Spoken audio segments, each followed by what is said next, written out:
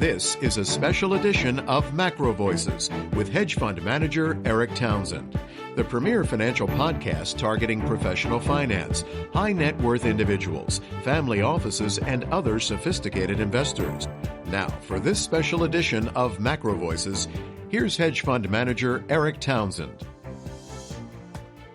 Macro Voices All-Stars, episode number 26, was recorded on July 3rd, 2019. I'm Eric Townsend. All-Star Juliette Declercq is back with us today. Juliette, you sent a tweet out last night about lawyers now being in charge of the two main central banks. Don't you like lawyers? Great question, Eric. And since this tweet, who actually generated quite a lot of interest, I've had a good thought about whether I like it or not, and whether it is a lot more meaningful than we all been joking about. So the first thing is potentially two women at key EU posts.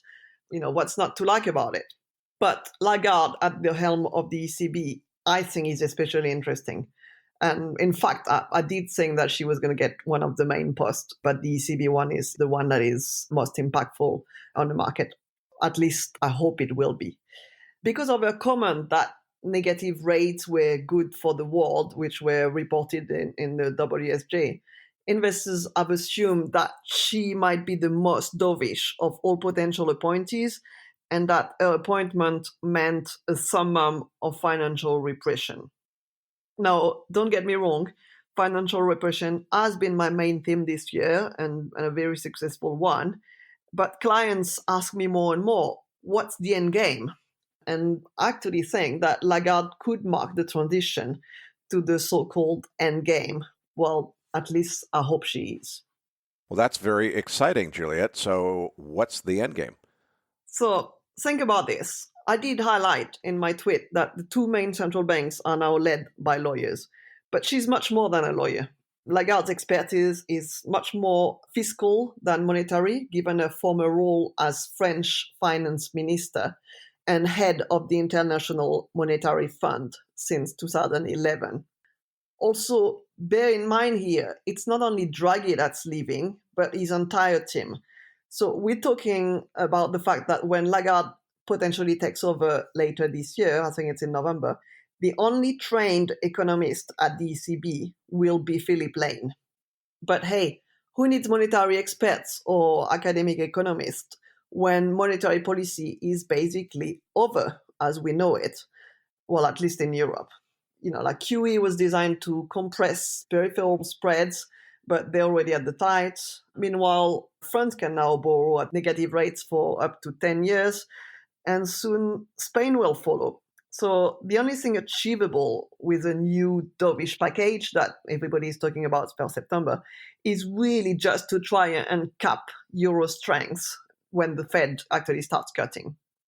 So the real question is her appointment a complete coincidence? And is her background a complete coincidence? Many will think that the ECB, that, Macron just needed a French woman. I don't know why he didn't think about me, but I did send my CV. But she doesn't just happen to be just a French woman. She doesn't just happen to fit that package. So I strongly disagree with that. I think Macron is the engineer behind the distribution of the top jobs in Europe, and he is a shrewd leader. And I'm pretty sure that there is a game plan. In fact, just yesterday in the train back from Paris, I was reading Sarkozy's new book. Sarkozy is a former French president who also happens to be very close to President Macron. And he highlighted a theme that I've been discussing for a few years now, which is interesting given he's also a trained lawyer. Basically, for central banks to remain potent in stimulating activity, we have come to the point where we need cooperation with the fiscal authorities. So Sarkozy basically says in his book that the problem in Europe and in many places other than Europe is that we need to realize that monetary policy is not the end game on its own, but a path for the fiscal lever to be easily activated. Needless to add that I really agree. We can't keep thinking of deficits with the same stigma when they are financed at deeply negative rates, deeply negative real rates as well. So for me, the ECB has been the only potent Eurozone policy institution. And that's simply because the fiscal side has been largely completely frozen due to a strong pro-austerity axe led by Germany. But my bet is that Lagarde's fiscal expertise and the fact that she will be treated as equal by European leaders will allow her to bridge the gap to a full revamp of monetary policy. Needless to say that it's not a theme that will be only in Europe. I think it will be at the center of debates in the run-up to the US election. So how does it work practically? Basically, negative rates on their own are powerless, but they can eventually unleash more potent policy tools that could take the form of, for example, monetization or quasi-monetization of specific European programs. And we could be talking infrastructure, we could be talking ecological transition, but we could also be talking sending checks to everyone by the post. Well, Juliette, my prediction is this interview will unleash a tweet storm on Macron saying that there can be no choice other than Juliette de Klerk for a French woman in a senior policy decision-making position.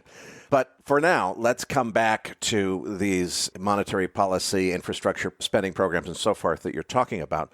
What would the effect be on assets? Okay, so we're still purely at the speculation level, and my main investment theme does remain financial repression. But one has to watch monetary policy developments very closely from here, because I really do not think that Lagarde is coming on a program of just doing the same old cutting rates as deep as positive.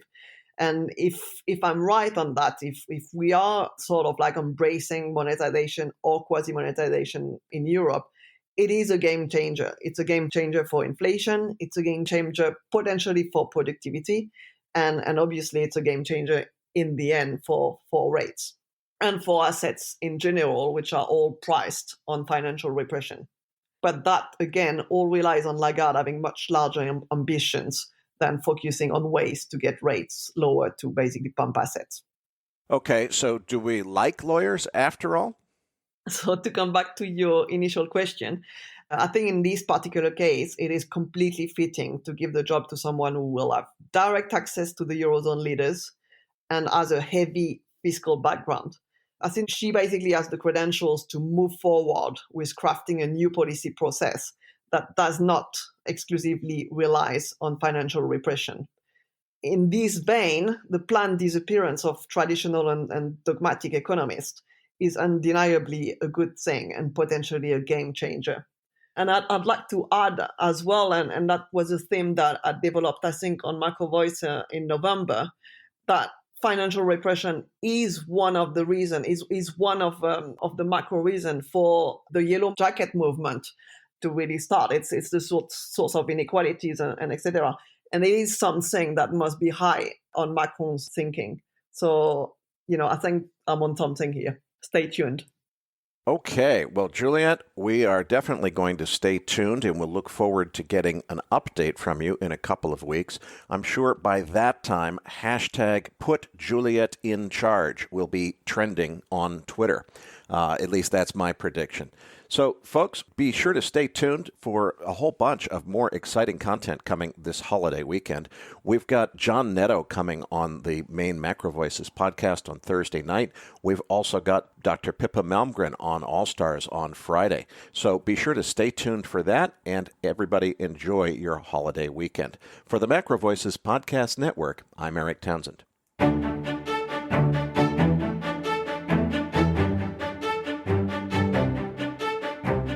That concludes this edition of Macro Voices.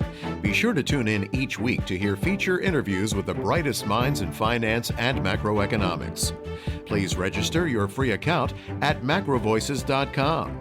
Once registered, you'll receive our free weekly Research Roundup email containing links to supporting documents from our featured guests and the very best free financial content our volunteer research team could find on the internet each week. You'll also gain access to our free research library. And the more registered users we have, the more we'll be able to recruit high-profile feature interview guests for future programs. So please register your free account today at macrovoices.com if you haven't already.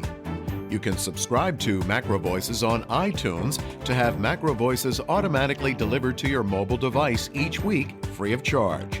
Macro Voices is presented for informational and entertainment purposes only. The information presented on Macro Voices should not be construed as investment advice. Always consult a licensed investment professional before making investment decisions. The views and opinions expressed on Macro Voices are those of the participants and do not necessarily reflect those of the show's hosts or sponsors. Macro Voices, its producers, sponsors, and hosts, Eric Townsend, shall not be liable for losses resulting from investment decisions based on information or viewpoints presented on Macro Voices.